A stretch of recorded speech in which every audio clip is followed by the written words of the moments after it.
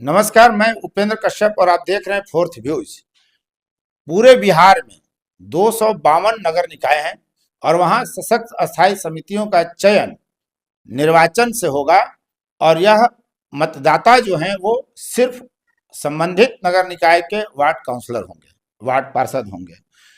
सवाल ये उठता है कि बिहार सरकार का जो यह दावा है कि सशक्त अस्थायी समितियों का चयन मुख्य पार्षद से न करके सीधे अगर वार्ड पार्षदों के जरिए चुनाव के जरिए हो, वोटिंग के जरिए हो तो पारदर्शिता अधिक बढ़ेगी, सशक्त अस्थायी समितियां और सशक्त होंगी, भ्रष्टाचार नहीं होगा, पारदर्शिता अधिक रहेगी, काम में अड़ंगेबाजी नहीं होगी, गड़बड़ झाला नहीं होगा।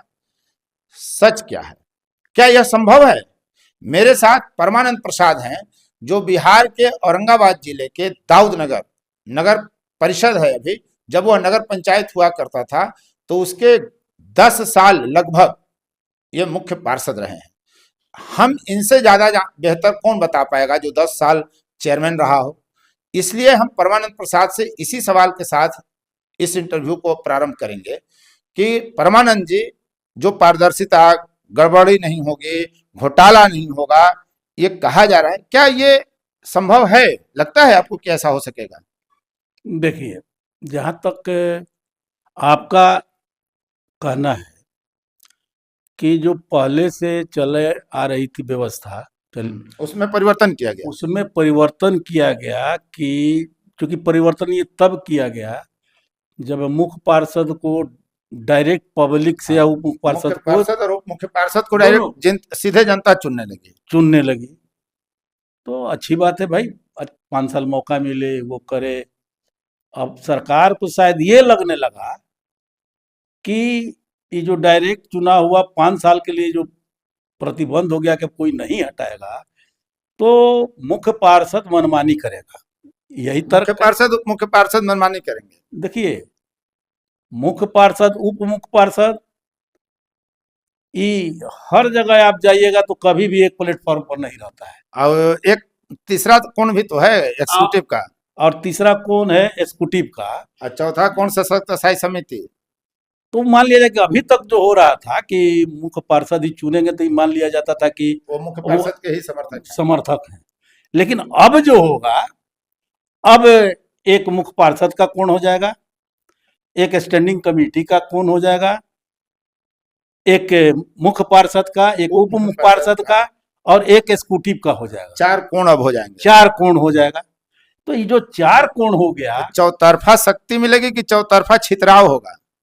स्वाभाविक है कि 4 लोग लगता है तो उसको घाटे पर ले जाता है विसर्जन करने के लिए। ये निकाय को डायरेक्ट ले जाकर के घाट पर विसर्जन किया जाएगा। तो बड़ी बात आप कर रहे हैं। सरकार चाह रही है कि नगर निकायों को विसर्जित कर दिया जाए। मैंने अब इसे अब क्या कहा जाएगा? देखिए, तो जब आप यहाँ व्यवस्था ला रहे हैं त्रिस्तरीय पंचायती सरकार में, है ना, और 3 प्रकार की सरकार ना, केंद्रीय, प्रांतीय और स्थानीय, ग्रामीण क्षेत्र जो हो वही निकाय है, वहां बांट दिए, देहाती क्षेत्र कर दिए। तो अब तो गजब स्थिति हो जाएगी। आप मुख्यमंत्री का भी कराइए, मुख्यमंत्री जो वो कैबिनेट का विस्तार करते हैं या मंत्री का चयन करते हैं, अब वो भी वहां के चुने हुए टोटल असेंबली के टोटल विधायकों द्वारा होता। वही मिलकर के मंत्री चुने, वही लोग मंत्री चुने, वही केंद्र में हो कि 547 मिलकर के मंत्री चुने, या जितना सब मिल करके फिर कैबिनेट का निर्माण करें। और वे सिर्फ प्रधानमंत्री चुनते हैं, और वहां प्रधानमंत्री चुनेंगे, यहाँ मुख्यमंत्री चुनेंगे, और यहाँ मुख्यमंत्री प्रधानमंत्री अपने काउंसलर चुनेंगे। तो ये लड़ाई, ये सरकार बिल्कुल मेरे समझ से ये नगर पंचायत, नगर परिषद या नगर निगम के विकास नहीं, विनाश का ये बुनियाद रख रही है। सरकार रख रही है। ऐसा कैसे? इसलिए सरकार तो भला चाहिए, लेकिन उसके पीछे सरकार का मंशा देखना होगा। मंशा गलत आप कैसे कह सकते हैं? मंशा गलत इसलिए कि मान लीजिए कि कहीं आप 2-4 जगह हो सकता है जहां पर जिस इकाई में, जिस निकाय में, जहां पर लोगों में मतैक्य नहीं होगा, मतभेद होगा, तो स्वाभाविक है कि सिर्फ कमीशन और पैसा के फेरा में वो काम नहीं होगा। वो चाहेगा कि ऐसा हो, उस आदमी लाएगा कि ना इसको हो, वो चाहेगा कि उसको हो, फिर परला मान लीजिए जैसे कि जो मुख्य पार्षद चुन के निर्वाचित होके आ रहे हैं अभी, वो डायरेक्ट पब्लिक से आए हैं। हाँ, तो डायरेक्ट काउंसलर, चीफ काउंसलर जो है वो जनता के प्रति उत्तरदायी है। हाँ, स्वाभाविक है। तो आप कहेंगे कि जो पार्षद जीत के आ रहे हैं वो भी उत्तरदायी हैं, वो भी ठीक है, लेकिन यहां पक्ष विपक्ष नहीं रहे।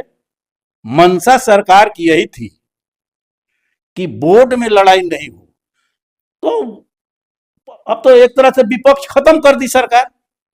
तो जो तेज तरार समझदार लोग होंगे सबको मिला जुला करके चलेंगे। और हर जगह मुख्य पार्षद को चलना पड़ेगा, क्योंकि वो भी सब वार्ड से वोट लिया है, तो वो भी चाहेगा कि हर वार्ड का विकास हो। ये ज्यादा पारदर्शी है कि वो भी कहीं भेदभाव नहीं करेगा, नहीं तो फिर अगला चुनाव उसको लड़ना है। तो इसलिए ये एक अच्छी व्यवस्था थी। लेकिन अब देखिए इसमें मंशा यही है सरकार का, मेरे समझ से, कि इतना उलझा दो नगर निकायों को कि ये लोग अपने में एकदम लड़ मर जाए, और जो राशि आएगी वो खर्चा नहीं होगा। हाँ, तो जब विकास की राशि खर्च नहीं होगी तो फिर एक नया फसाद शुरू होगा। फिर ये होगा कि वहां मुख्य पार्षद से ये करो, एग्जीक्यूटिव को तंग करो कि तुम काहे नहीं कर रहा है। तो एग्जीक्यूटिव क्या करेगा?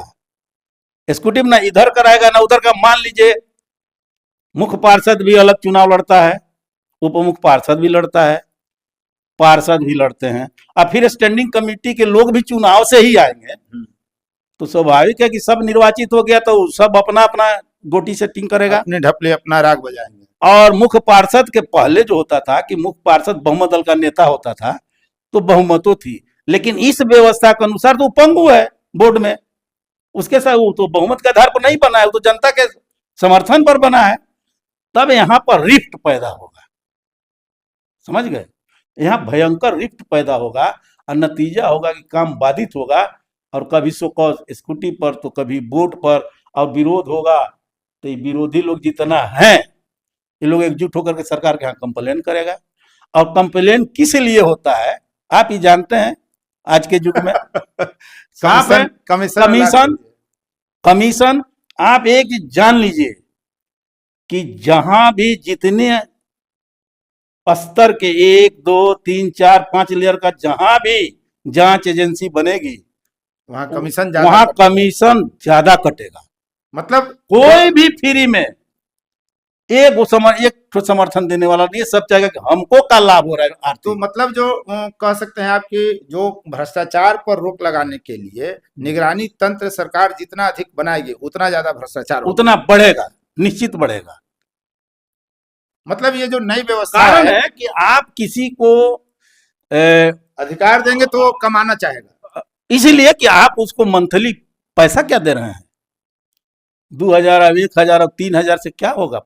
उसका तो पैंटो शर्ट का कपड़ा भी सफाई नहीं होगा। आज आर्थिक युग है, उसके पास बाल है, बच्चा है, परिवार है, मतलब तो वहीं से मतलब परमानंद जी आपका कहना यह है कि जो सशक्त अस्थायी समिति का सदस्यों का जो चुनाव पार्षद के द्वारा किया जाएगा, इससे व्यवस्था में सुधार नहीं बल्कि नकारात्मकता अधिक आएगी एकदम निश्चित। सरकार सकारात्मकता का जितना दावा कर ले उससे अधिक नकारात्मक एकदम आएगी। देखिए इस पर अभी इतने ही दिनों में हम लोग अपने यहाँ से देखें, बहुत दूर जाने की जरूरत नहीं है, जितना काम धाम चल रहा है उतना काम नहीं चल पाएगा।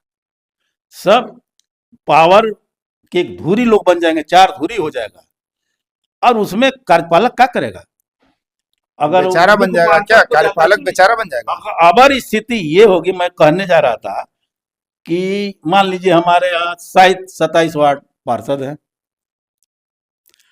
अगर 27 में से 3 या 2 भी विरोधी दल के लोग जीत गए, पार्षद लोग स्वतंत्र अभी मान के चलिए वो जीत गया, अब 5 रहना है, तो मुख्य पार्षद चाहेंगे कि हम 2 को मिला कर रखें, फिर उप मुख्य पार्षद चाहेगा, क्योंकि वो भी एज ए होल जीत कर गया है, तो दूठों को हम मिलाएंगे तो 3 हो जाएंगे, और जो 3 चाहेगा वही होगा।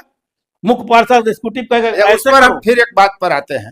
मैंने फिलहाल यही है कि सरकार की जो व्यवस्था है वो में सकारात्मक उम्मीद हम नहीं कर सकते। नहीं कर सकते। हमारे समझ से हमारा 10 साल का अनुभव बता रहा है। आपको मालूम होगा कि मैं पूरे बिहार के चेयरमैन का अध्यक्ष था, प्रदेश स्तर बिहार पर चेयरमैन संघ के अध्यक्ष भी आप अध्यक्ष रहे थे, हैं। जिसमें निगम से लेकर के नगर पंचायत तक लोग था। बहुत बहुत धन्यवाद परमानंद जी।